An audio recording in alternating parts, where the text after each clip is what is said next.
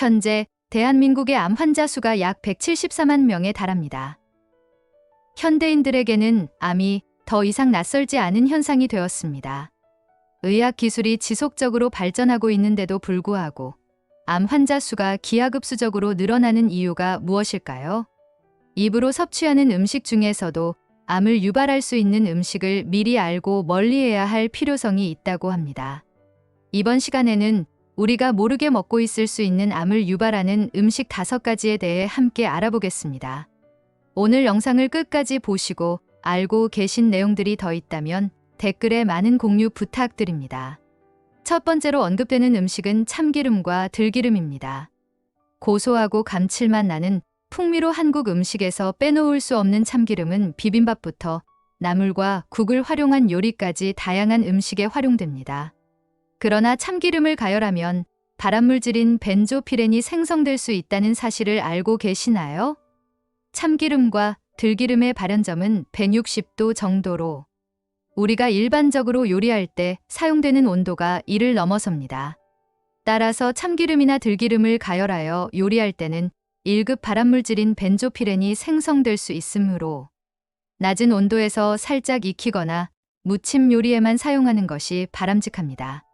좋은 참기름과 들기름을 선택할 때는 볶지 않고 저온 압착이나 냉압착 방식을 사용한 제품이 가장 좋으며 향이 강하거나 색깔이 진한 참기름은 피하는 것이 좋습니다. 두 번째로 언급되는 음식은 된장입니다. 먼저 쌀이나 콩, 아몬드 등의 원료는 핀 곰팡이를 포함하고 있어 인체에 유해한 1급 발암물질인 아플라톡신, 오크라톡신, 제랄레논 등의 곰팡이 독소를 생성할 수 있습니다. 이러한 독소는 특히 고온 다습한 환경에서 보관, 저장될 때 일부 곰팡이들이 생산하는 자연 독소로서 주의가 필요합니다. 식품을 선택할 때는 알갱이, 겉표면 등을 꼼꼼하게 살펴보고 유통기한을 확인하여 대량으로 구입하지 않는 것이 좋습니다. 알갱이가 벌레에 의해 손상되면 내부의 수분 불균형으로 곰팡이가 생기기 쉽기 때문에 상처가 있거나 변색된 제품은 피하는 것이 좋습니다.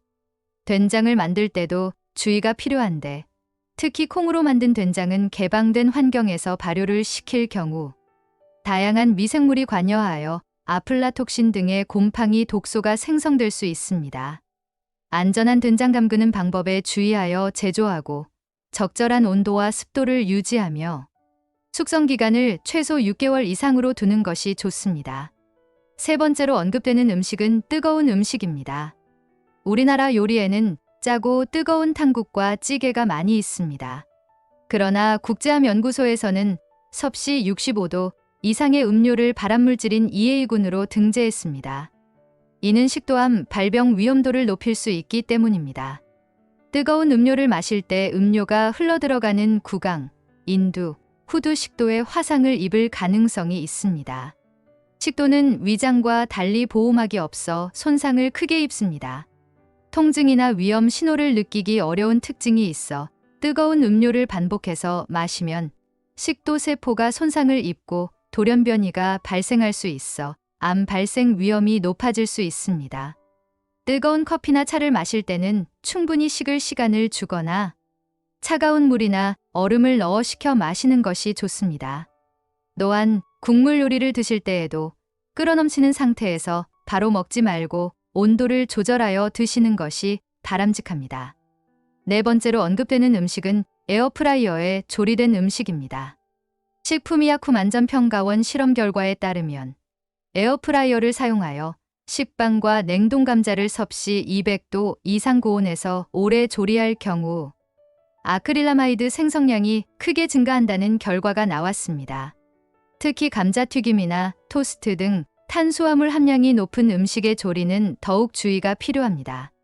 탄수화물이 많은 음식을 고온에서 장시간 조리하면 아크릴라마이드 물질이 생성되기 때문이며 이는 세계보건기구 산하국제암연구소에서 인체 발암 추적 물질로 분류한 성분입니다.